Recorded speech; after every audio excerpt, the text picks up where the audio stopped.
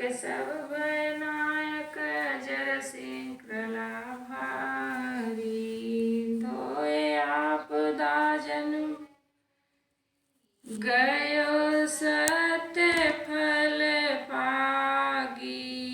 तन मन बचन नारी जग त्यागी।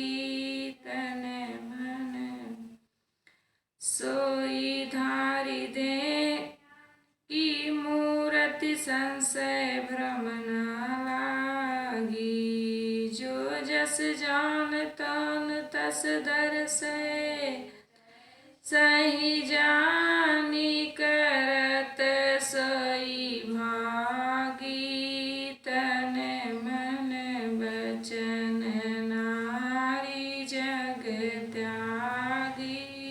तन मन परम उदार सरल मति उनके भूली न जाए त्याग धन जागी। परम उदार सरल मति उनके भूली न जाए त्याग धन जागी।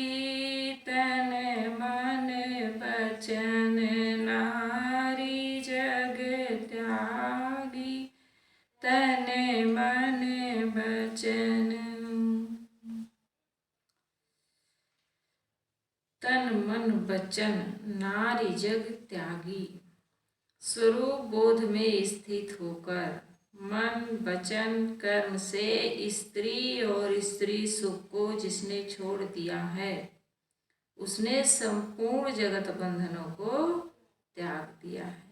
तन मन वचन जो व्यक्ति अपने स्वरूप में स्थित होकर के तन मन वचन कर्म से स्त्री और स्त्री सुख को छोड़ दिया उसने समझो कि संपूर्ण जगत के संपूर्ण बंधनों को छोड़ दिया है त्याग दिया है। बंधन दायक सब भय नायक अजर श्रृंखला भारी। पांचों विषयों के भोग में प्रेरणा करके बंधन देने वाली आसक्ति बढ़ाकर सब प्रकार से भय उत्पन्न करने में एक प्रमदा ही मुख्य कारण है। ऐसी स्त्री का जिन्होंने अंदर बाहर से त्याग किया है उनकी अनादि काल की कठिन बेड़ी कट गई और वे जन्म मरण से रहित हो गए। अजर श्रृंखला भारी। धोए आपदा सब जनमन की गयो सत्य फल पागी। वे अनंत योनियों की अनंत काल की अनंत विपदाएं धोकर साफ कर दिए। जो अनंत काल से अनंत कहानियों के बंधन लगे थे अनेक प्रकार की विपदाएं लगी थी दुख लगा था उसे धो करके साफ कर दिए और वे ही पुरुष अपने जीवन में सत्य एक रस रहनहार की सतत स्थिति में पगे हुए हैं। सत्य का फल अभय अचार निर्द्वंद निर्भार निशोक निश्चल निर्मोह पद उन्हीं को मिला जो कि वाम विषय के त्यागी हैं। सोई धरि देह ज्ञान की मूर्ति संशय भ्रम न लागी।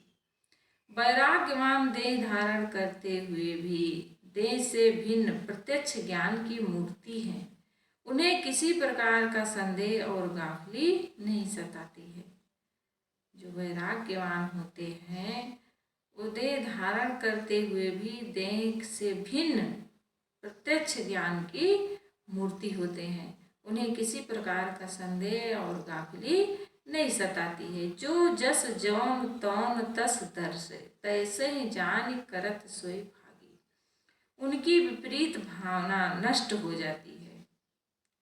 जो वैराग्यवान होते हैं सदैव अपने स्वरूप में स्थित होते हैं उनकी विपरीत भावना नष्ट हो जाती है। चेतन सृष्टि के मनोमय पेच और जड़ सृष्टि के गुण धर्म जहाँ जैसे हैं वहाँ वैसे ही हथेली की रेखा के समान उन्हें स्पष्ट दिखाई देते हैं। वे जिस प्रकार अपना हित समझ पड़ता है उसी प्रकार ठीक ठीक आचरण करके इसी जीवन में बड़भागी हो जाते हैं। परम उदार सरल मति उनके, भूल न जाए त्याग धन जागी। सबसे श्रेष्ठ उदार और सरल बुद्धि उन्हीं की ही जाननी चाहिए जो स्त्री के त्यागी हैं। कौन है सबसे श्रेष्ठ?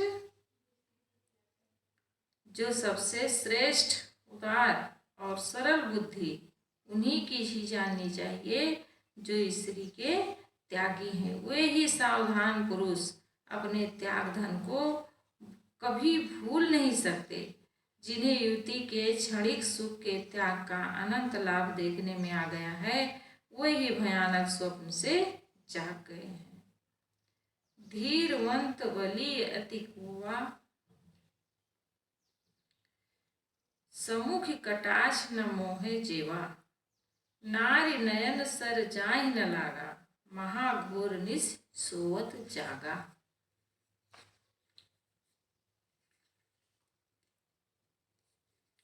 सब विमल मति उनके, सरल स्वभाव। विमल मति उनके, सरल स्वभाव। काम कला को बंधन जाने, राखी वश तेहि भल पहचाने।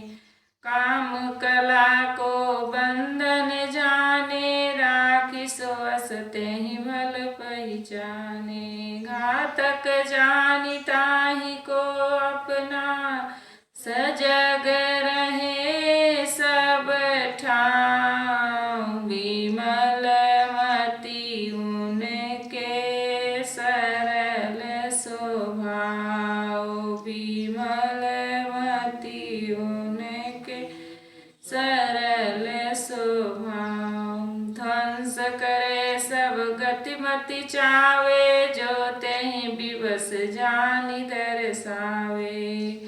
ममता हर्ष लखे तेहि छल को, भूली न कबहु जाओ। विमल मति उनके, सरल स्वभाव। विमल मति उनके, सरल।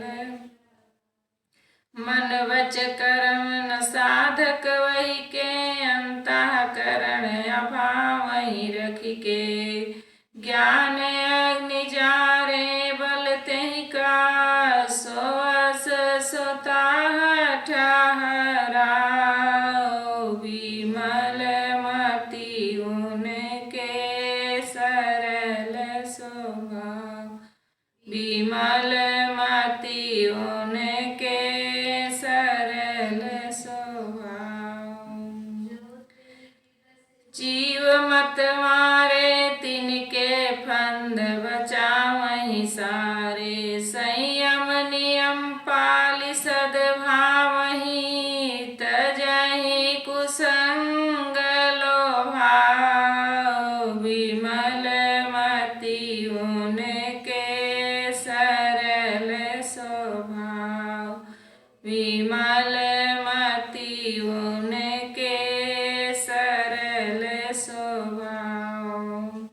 से संत सहायक जीवन, मन गति विपत विदार रही मन। राग द्वेष जग संभव तज के, में आप रहाओ। विमल मति उनके, सरल स्वभाव। विमल मति उनके, सरल स्वभाव।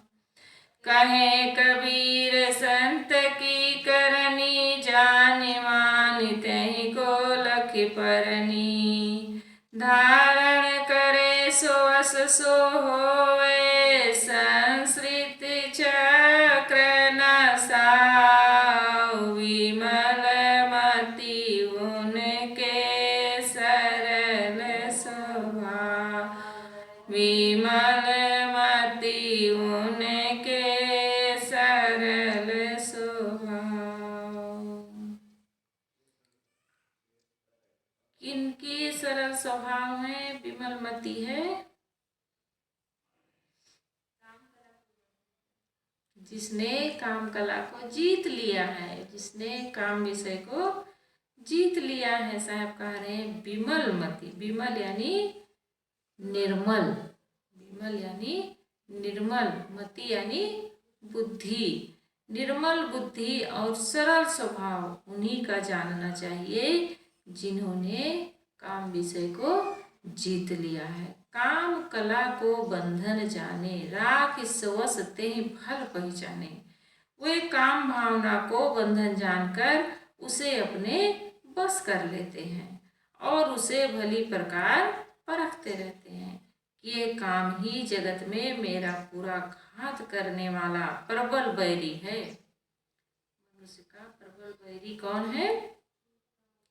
इस जन्म से लेकर आगे अनंत जन्मों तक वही सर्व प्रकार की दुर्दशा कराने वाला है। ऐसा जानकर सदैव उससे सावधान रहते हैं। ऐसे पुरुष रत्न ही निष्कपट, सरल और पवित्र बुद्धि वाले होते हैं।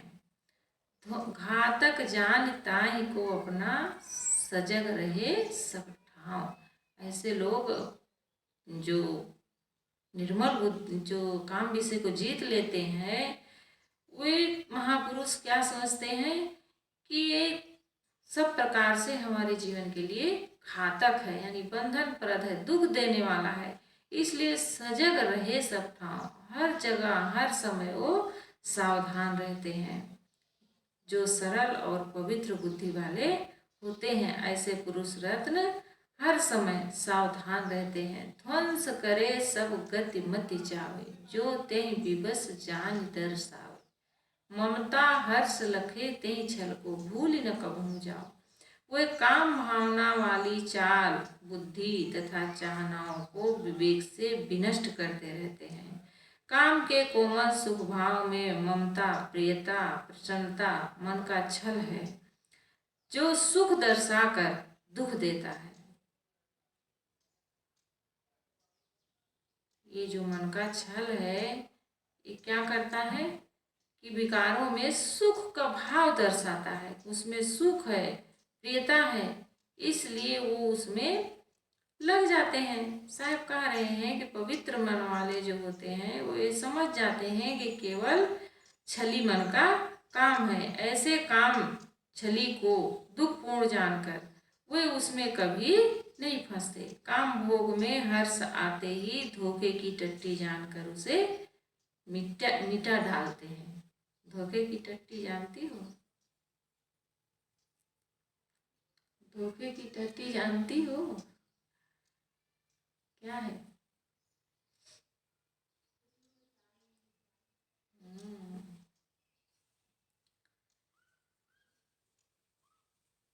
मन बच करम न साधक वही के, अंतःकरण अभाव ही रखी के। ज्ञान अगिन जारे बल तेहि का, सोवस स्वतः ठहराव। वे युवक युवती के अंग विलास, क्रीड़ा, चमक दमक इत्यादि का मनन नहीं करते।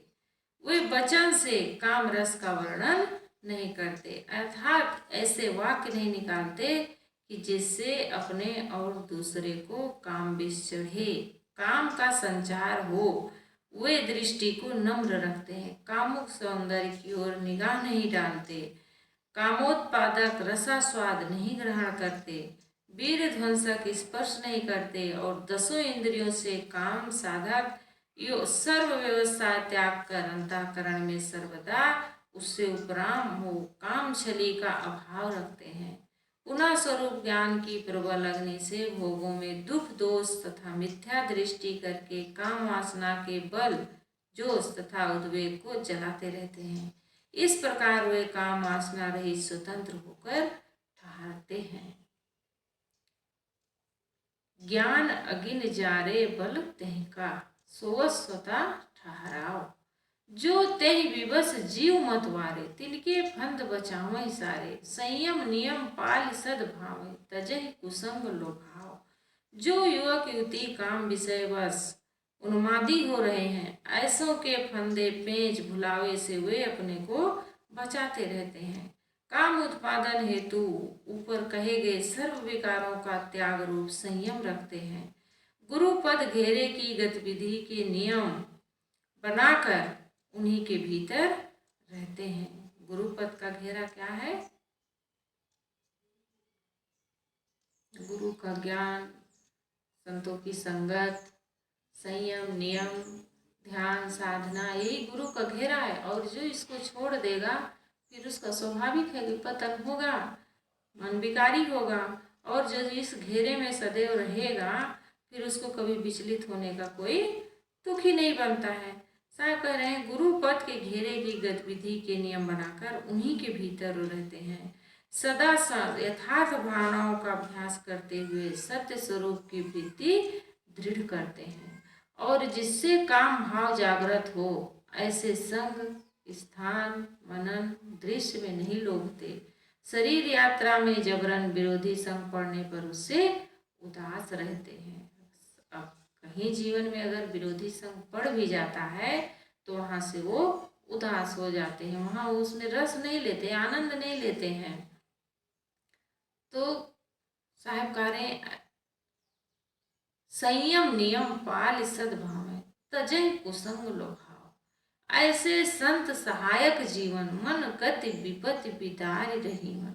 राग द्वेष जग संभव तज के आप में आप रहाओ। ऐसे ही साधन करने वाले सच्चे संत कहे जाते हैं। वे ही जीवों के सच्चे हितैषी हैं जो मन के मिथ्या सुख स्मरणों को आपदा रूप जानकर उन्हें निर्मूल करके स्वश रहा करते हैं। ऐसे संत आसक्ति और बैर को जन्म मरण रूप संसारोत्पत्ति का कारण जानकर उनसे विरत रहते हुए अपने अजरा अमर सत्य स्वरूप में स्वतः बल से ठहर जाते हैं। कहाँ कबीर संत की करनी जान मानते को लख परनी। धारण करे सो होवे संस्कृत चक्र नसाओ। सदगुरु कबीर साहब कहते हैं कि संत की यही रहनी है, रहस्यवान संतों के सत्संग से उनके रहस्य को जाने। पहले सत्संग से सुने हुए का श्रद्धा पूर्वक निश्चय करें, साथ ही साधन में लौ लगावें, तब उसे यथार्थ पथ सूझेगा और वही काम को जीतकर स्वतंत्र हो जाएगा। बार बार देह धारण करने में कारण रूप मनोमय संसार का नाश हो जाएगा। निसंदेह उसी का काम पूर्ण हो जाएगा जो कि काम जिस संतों में श्रद्धा रखते हुए उनकी रहनी को कर्मशः धारण करेगा। दृष्टांत है, एक शिक्षक संत के पास जाकर एक जिज्ञासु ने निवेदन किया। शिक्षक संत के पास जाकर एक जिज्ञासु ने निवेदन किया कि हे श्री गुरुदेव, मैं सदग्रंथ पढ़ता हूँ, सत्संग करता हूँ, परंतु मेरी काम की आसक्ति निर्मूल नहीं होती। संत बोले, सत्संग और सदग्रंथ मनन में तो कामासक्ति ध्वंस कर देने की महान सामर्थ्य है, परंतु तुम उसका ठीक ठीक उपयोग नहीं करते होंगे। कभी भूले भटके सत्संग सदग्रंथ का दर्शन कर लिए और उधर काम की खुराक बाम से तुम्हारा 8वां याम संबंध पड़ रहा है। एक तो तुम्हें काम के त्याग में पूर्ण सुख का निश्चय नहीं, दूसरे काम विषय जीतने का प्रयत्न जैसा चाहिए वैसा नहीं करते, तीसरे मोहक संबंध का तुम अभाव नहीं रखते, चौथे अपने शरीर का बहुत चिकनाव बनाव राजसपन नहीं छोड़ना चाहते, पांचवे शब्द रस गंध और रूप इन 4 विषय सुखों को लेते हुए स्पर्शा शक्ति निर्मूल करना चाहते हो, छठे अपने मन में इंद्रियों के कोमल सुखों को चुपके से भोग लेना चाहते हो, केवल दूसरे को विदित ना हो इसकी कोशिश करते हो। इससे सिद्ध हुआ कि तुमको विषयों में भली प्रकार दुख देखने में नहीं आया है। क्या बताए?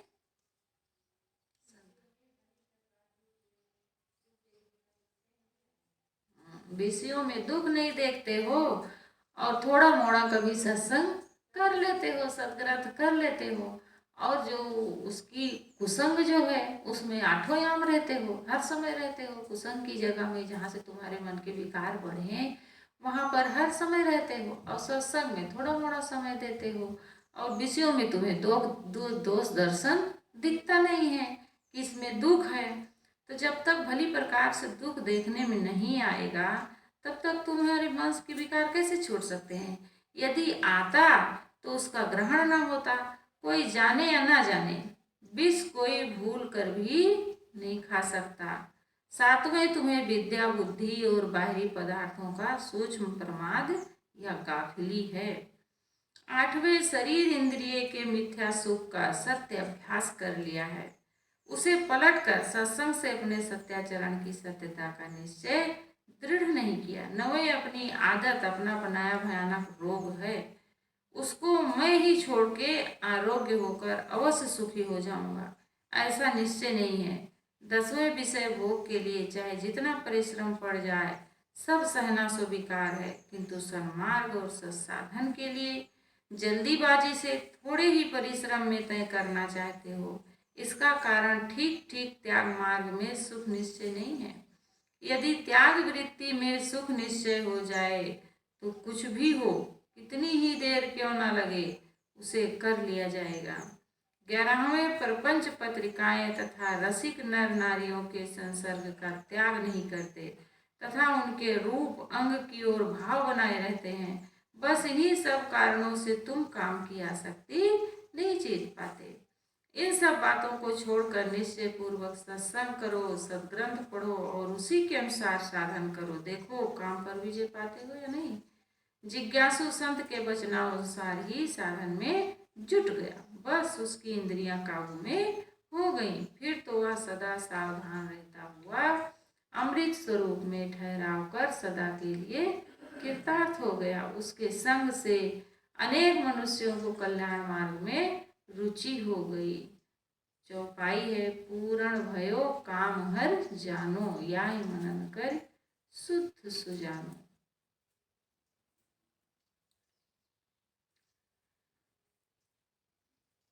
अब तजो मन तृष्णा काल देखाय, अब तजो मन तृष्णा काल देखाय। है विकराल भयंकर भारी, डार्यो सब ही चबाय। अब तजो मन तृष्णा काल देखाय। जो जो आदत जहीं की परि गए तहाँ बसी आहाय।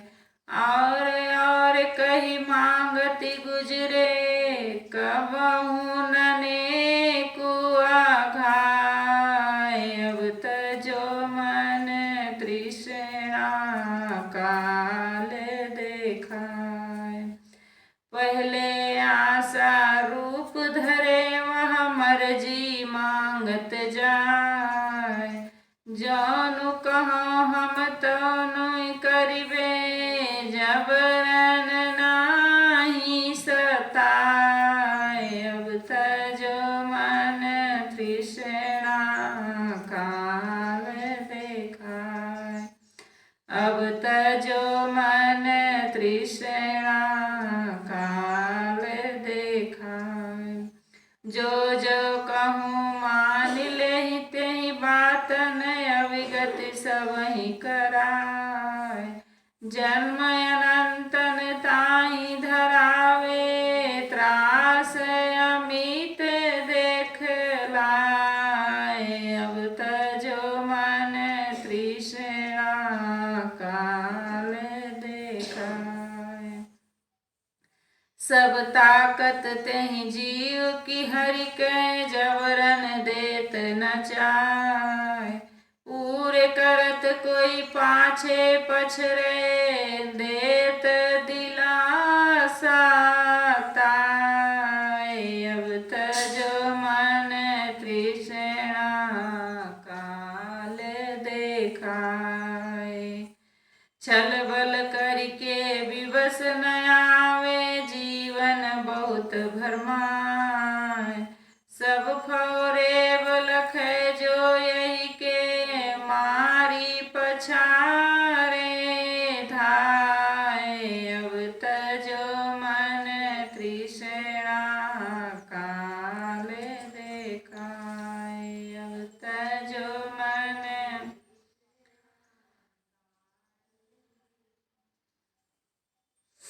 अब तजो मन तृष्णा काल देखाय। मिलने का मन में सहारा बना रखा है, वही आशा है। और उस आशा का कहीं अंत ना होना ही तृष्णा है। तृष्णा क्या है?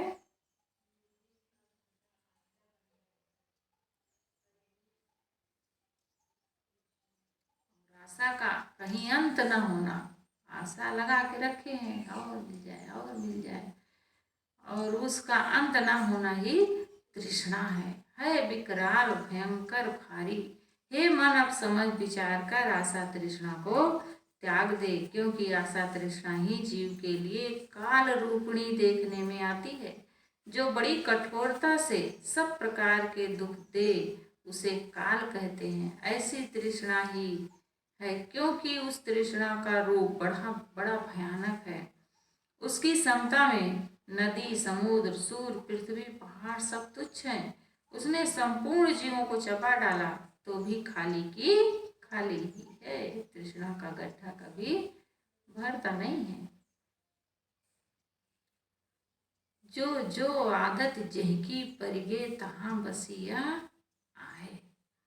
जीव की ये तृष्णा रूप होकर उसके अंतःकरण में बसती है। जिस जिस विषय की जिसकी आदत पड़ गई है, वो तृष्णा रूप होकर उसके अंतःकरण में बसती है। वो दिनों दिन अधिकाधिक भोग मांगती है। जीव को उसी के अनुसार भोग देते देते उसकी पूरी आयु समाप्त हो जाती है, तो भी तृष्णा तृप्ति का नाम नहीं जानती। पहले तो वह विषयों में सुख का सहारा देकर अपने स्वामी जीव के सामने जाकर आज्ञा मांगती है। वह कोमल बनकर स्वामी से कहती है कि जो आप कहेंगे मैं वही करूंगी। आपके साथ फिर सुख के लिए किंचित भी बलात्कार नहीं करूंगी, परंतु अब की बार आदती सुख भोग लीजिए, फिर मैं तृप्त हो जाऊंगी। जो कहूँ मान ले तेहि बातन, अविगति कवही सबही कराए। जन्म अनंतन ताहि धरावे, त्रास समित देखलाए। तृष्णा का मंत्र जो जीव मान लेता है तथा भोगों को भोग लेता है, वह उसकी भोगों में फंसकर अनंत दुर्गति कराती है।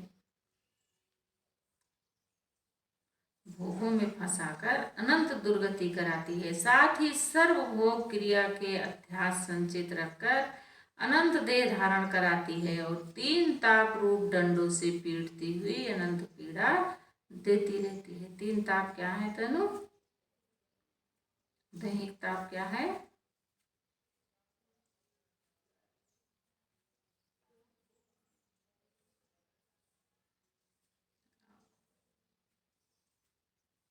भौतिक,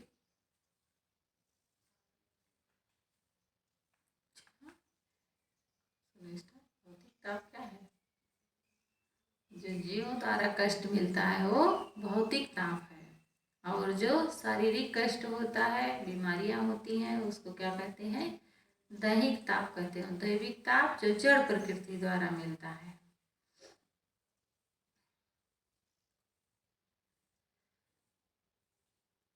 सब ताकत तेहि जीव की हर के, जबरन देत नचाए। पूर करत कोई पाछे पछरे, दे दिलासा ताए।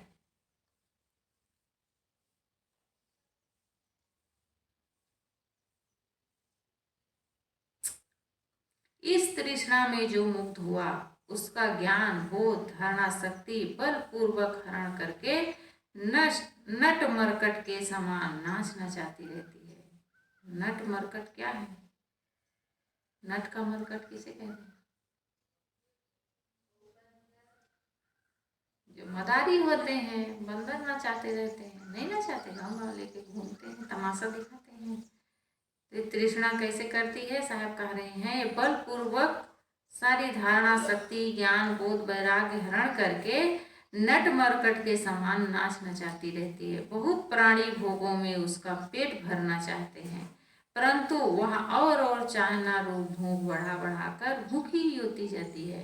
कोई घबरा कर उससे हटना चाहता है, तब उसे तृष्णा सहारा देती है कि अच्छा, मैं अभी नहीं तृप्त हुई हूँ, तो आगे अवश्य तृप्त हो जाऊंगी, आप मुझसे घबराएं नहीं। छल बल करके विवश न आवे, जीवन बहुत भरमाए, सब फौरेब लखे जो वही के, यही के माय पछारे धाय। इस प्रकार तृष्णा जीव के साथ नाना प्रकार के छल बल करती है और पकड़ने में नहीं आती, उल्टे जीव को मोहित करके भरमाया करती है। हाँ, जो कोई इसके दांव पेचों को परख लेगा वह इस पर हमला करके इसे मार डालेगा। धर्मवीर नामक एक बड़ा धर्मात्मा मनुष्य था। वह विपुल संपत्ति वाला, दास दासी सहित महल मोटर रस गज यहाँ तक कि जगत के सब सुखों से पूर्ण था। साथ ही उसकी जगत में ममता भी थी। जगत सुख की ही कामना से वह नाना धर्म किया करता था। उसके धर्मशाला, गौशाला, गौशाला, विद्यालय, अनाथालय तथा अनेक प्रकार धर्म के काम बड़े विधान से चल रहे थे। लाखों की संपत्ति धर्म में नित्य खर्च होती तथा आमदनी भी कम न थी। एक बार वो धर्मवीर कहीं जंगल में मित्रों के साथ घूमने गया। लौटते समय वहां एक स्त्री मिली जो युवावस्था को प्राप्त तथा भूख प्यास से दुखी थी। उसका शरीर कृश हो रहा था, आंखें धंस रही थी, पेट पीठ में लग रहा था, चलने को जोर भरती है तो पैर इधर उधर पड़ते हैं। धर्मवीर उसकी दशा देखकर करुणा से बोला, अरे तू कौन है? तू इस जंगल में भटकती है? मुझ जैसे धर्मवीर के देश में रहकर तू किस बात के लिए दुखी हो रही है? वह स्त्री बोली, मैं भिक्षुकी हूँ। आज तक देव दानव राजा बादशाह कोई भी मेरा पेट नहीं भर सका। अहो, इस संसार में मैं अकेली भूखी रहती हूँ। मैं भूखी रे भूखी, भूखी रे भूखी। धर्मवीर ने कहा, चल मैं तेरा पेट भरूंगा, तू कितना खाएगी उतना खिलाऊंगा, तेरी तृप्ति करूंगा। वह बोली, प्रथम आप प्रतिज्ञा करें कि यदि मैं तेरा पेट ना भर सकूंगा तो मुझे खा लेना, क्योंकि मेरा स्वभाव है कि दाता यदि मेरा पेट ना भर सके तो मैं दाता का ही भक्षण कर लेती हूँ। साथ ही ये भी स्मरण रखें कि मेरी भूख खाने से दबती नहीं, बल्कि खाते खाते वह अधिक बढ़ती है। जैसे मेरी भूख का हाल है वैसे मेरे 5 पुत्र और एक पुत्री है, उसका भी यही हाल है। वह भी मेरे पीछे से आएंगे। पहले तो आप मेरा ही पेट भरने की प्रतिज्ञा करें। यथार्थ बात मैंने बता दी है। अब आपकी मर्जी हो तो दया करें, मैं भूखी हूँ, इससे बढ़कर और मुझे क्या हर्ष होगा, परंतु मेरी दशा तो पूर्व कथन जैसी ही है। धर्मवीर को अपने धन के जोश में उसकी सब बातों पर लक्ष्य न हुआ। मन में कहने लगा, क्षुधातुरों का यही हाल होता है। वे जानते हैं कि हम बहुत खा लेंगे, परंतु खाने की भी तो हद है। ऐसा विचार कर धर्मवीर बोला, मैं प्रतिज्ञा करता हूँ तेरा पेट पहले भरूंगा, यदि न भर सकूं तो तू मुझे खा लेना। जहाँ मेरा भंडार है वहाँ चल। वह बोली, आपके भोजनालय में थोड़ी ही जगह होगी। अच्छा, मैं आपका निमंत्रण स्वीकार कर रही हूँ, थोड़ी दूर साथ में चल कर। वह बोली, अब आप इसी मैदान में मेरा सत्कार करें, हमारे भूख के आगे बढ़ नहीं सकती। वह भिखारिन पलथी लगाकर बैठ गई। तत्काल धर्मवीर अपने कई मित्रों सहित उस भंडार घर में आए, जहाँ सहस्रों मनुष्यों के लिए अनेक व्यंजन बन रहे थे। 3-4 सेवकों द्वारा उसने 3-4 मनुष्यों के पाने का भोजन उपस्थित कर दिया। भिखारिन बोली, मैं इतना भोजन किस प्रकार खाऊंगी? कब से मैं अपनी भूख को दबा रखी हूँ। किंचित आहार पाने से भूख इतनी भपकेगी कि मुझसे रहा न जाएगा। इसलिए धर्मवीर पहले इन सब सेवकों को भोजन लेने के लिए भेजें। अब मैं जिमने जाती हूँ। ऐसा कहकर भोजन का पत्तल खींचकर बड़े बड़े ग्रासों के को मुंह में डालने लगी। सेवक अभी भोजनालय में पहुँचे भी न थे, यहाँ सब भोजन सोहा कर गई। इतने में 50 मनुष्यों का भोजन सेवक लाते लाते देर नहीं लगी, खाते देर नहीं। 50 मनुष्यों का भोजन सेवक लाए, लाते देर नहीं कि खाते देर नहीं। पुनः वह धर्मवीर की ओर बढ़ी, व्याकुलता से देखकर कहने लगी, अरे तुमने मुझसे पहले क्या कहा था? क्षुधा के मारे मेरी जान जा रही है, मुझसे रहा नहीं जाता। अरे हाय, मैं मरी, शीघ्र खिलाओ, आहार लाओ, मुझे तृप्त करो। जब तक मैंने कुछ खाया न था तब तक मैं शीतल थी, अब तो मेरे पेट में और भी अत्यंत जलन हो रही है। जितना ही पेट भरते जाओ तृष्णा को, उतना ही वो बढ़ती जाती है। अत्यंत जलन हो रही है, अहो मेरी क्षुधा मुझसे सहन नहीं होती। ये सुनकर और देखकर धर्मवीर आश्चर्यचकित हो रहा। इतने में सेवक लोग भोजन ले आए। भोजन रखवा कर पुनः सेवकों से धर्मवीर ने कहा, शीघ्र 60-70 सेवक दौड़ कर अन्न लाओ। अभी वे लाने नहीं पाए कि इतने में वहाँ बड़े बड़े ग्रास खाकर 80-90 खुराक भोजन एकदम सोहा कर गई। धर्मवीर ने सेवकों से कहा कि 200 सेवक पक्का अन्न जल्दी से लाओ। स्वामी की आज्ञा के अनुसार तुरंत 200 सेवकों ने क्षण भर में कई मन भोजन का ढेर लगा दिया। धर्मवीर ने कहा, हे माई, अब तो तू तृप्त हो जाएगी। वह बोली, अरे तृप्ति का तो नाम कहाँ, अब तेरी भूख खुली है, शीघ्र तू आहार मंगा कर रख। उधर स्वामी की आज्ञा के अनुसार सैकड़ों मनुष्य आहार लेकर लावे और सैकड़ों जावे, आने नहीं पाएंगे कि क्षण मात्र में सब भोजन निगल जावे। फिर टोकरों में भरकर सेवकों ने इतनी रोटी और दाल भात साग फल फूल लाए कि वहां पहाड़ लग गया, जिसमें देश भर के मनुष्य जिम कर तृप्त हो जाते। वहां अकेले भिखारी बड़े सपाटे से गटकती गई। एक दो क्षण में ही सब निगल गई और कहने लगी, हे धर्मवीर, हाय अब मेरे से निमेष मात्र भी भूख सहन नहीं होती। पहले तो मैं बहुत देर तक भूखी रह जाती थी, परंतु ज्यों ज्यों मैं आहार पाई त्यों तो आतुरता बढ़ती ही गई।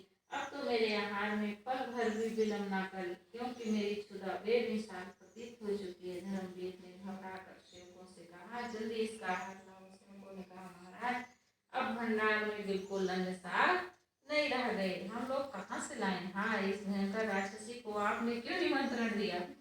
इतने में वह भिखारी पुकार कर कहने लगी, बड़ी वेदना हो रही है रे सर, तू जल्दी आहार मंगा, अब तो मेरा पेट ज्वालामुखी या बड़वा नल हो रहा है। धर्मवीर ने घबरा कर हजारों सेवकों को आज्ञा दिया, जाओ आसपास के गांव से दुगना तिगुना दाम देकर जहां तक जो कुछ अन्न मिले तुरंत लाओ, कच्चे पक्के का विचार न करो। सेवक लोग तुरंत दौड़े, लाखों मन अन्न चावल घी गुड़ आटा दाल दूध दही आदि लाकर भंडार में जमा कर दिए और स्वामी की आज्ञा अनुसार भिखारी के आगे ले जाने लगे। खाने की वस्तुएं सेवकों को उसके पास ले जाने में देर लगती, परंतु लाखों मन कच्चा पक्का खाद खाकर हजम करने में भिखारी को देर न लगती थी। अब भंडार घर में थोड़ी ही चीजें खाने फिरा गई। सेवकों ने धर्मवीर से कहा, हे स्वामी, अब भंडार में चौथाई ही अन्न है। भिखारी नहाए भूखी ही चिल्लाती है, बड़ी बड़ी टोकरियों में भरे हुए अन्न को एक ग्रास करके बिना चबाए ही नट्टी के उस पार कर लेती है। इतना खाते हुए भी इसका पेट मानो पीठ की ओर धंसता जा रहा है। धर्मवीर घबरा कर भिक्षुकी से बोला, अरे मनुष्य पशु पक्षी में तो ऐसा किसी को नहीं देखा, तू सर्व संहार करने क्या कोई राक्षसी है, तो कौन है। मैं तुझको नहीं जानता था कि तू ऐसा भस्म कुंड है। वह बोली, मेरे खाने का शीघ्र प्रबंध कर, तब पीछे से मैं बताऊंगी। सेवक लोग पहले से चौगुना चौगुना अन्न लाकर परोसते, वह थोड़ी ही देर में सब साफ कर जाती थी। इतने में उसकी एक लड़की और 5 लड़के आए। वे भी भूख भूख कहते हुए, माँ, अरे माँ, तू हमें छोड़कर अकेले क्यों भाग आई है, हम भूखों मर रहे हैं। ऐसा कहकर वे जल्दी जल्दी भोजन कटकने लगे। धर्मवीर तो देख कर और भी घबरा गया, हाय मैंने कौन सी बला मोल ले ली। एक की तो इतनी दौड़ कि मेरा विपुल भंडार खाकर भी तृप्ति का नाम न लिया, तो भला इसके लड़के कैसे होंगे। इतना सोचते ही भिखारी बोली, अरे सर, तू मुझे नहीं जानता, मेरा प्रसिद्ध नाम है तृष्णा। देव धनुज मुनि तपस्वी राजा बादशाह अमीर गरीब पशु पक्षी आदि सब के आगे मैं भिक्षाट भटकती हूँ। जगत के संपूर्ण शब्द रूप रस गंध स्पर्श को भोग भोग कर मैं कामाग्नि से अधिक बढ़ जाती हूँ। गंध स्वाद मैथुन मान विद्या द्रव्य संग्रह है, उसी का संपूर्ण तेज बल खाकर पीछे में उसी का आहार कर लेती हूँ। काम सिंह क्रोध का लोभ लाल मोह राज मदकार ये पुत्र, कौन कौन पुत्र है, काम सिंह क्रोध काल अलोभ लाल मोहराज मदकार ये पुत्र और एक मेरी आसक्ति का नाम क्या है, उसकी पुत्री है। इन सबों की साथ लिए मैं घूमती हूँ। मैं सबको क्लेश देने वाली महान अज्ञान रात्रि में विचरती रहती हूँ। अरे तू जल्दी मेरा आहार ला। अब की बार बचा हुआ सब अन्न सेवकों ने लाकर ढेर लगा दिया और स्वामी धर्मवीर से चुपके से कहा, आहार नहीं है, न कहीं गांव देश में मिलने वाला है, ये डाकनी सब साफ कर गई। ऐसा सुनते ही धर्मवीर मृत्यु के भय से भागने की तैयारी करने लगा।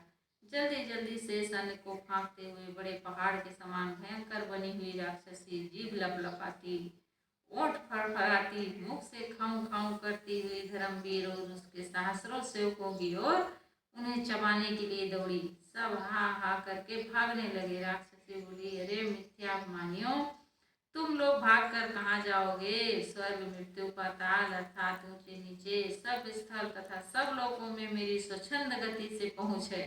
ऐसा सुनकर धर्मवीर मन में कहने लगा, हाय, बिना विचारे दया करने का फल यही है। अब निश्चय करके हम लोग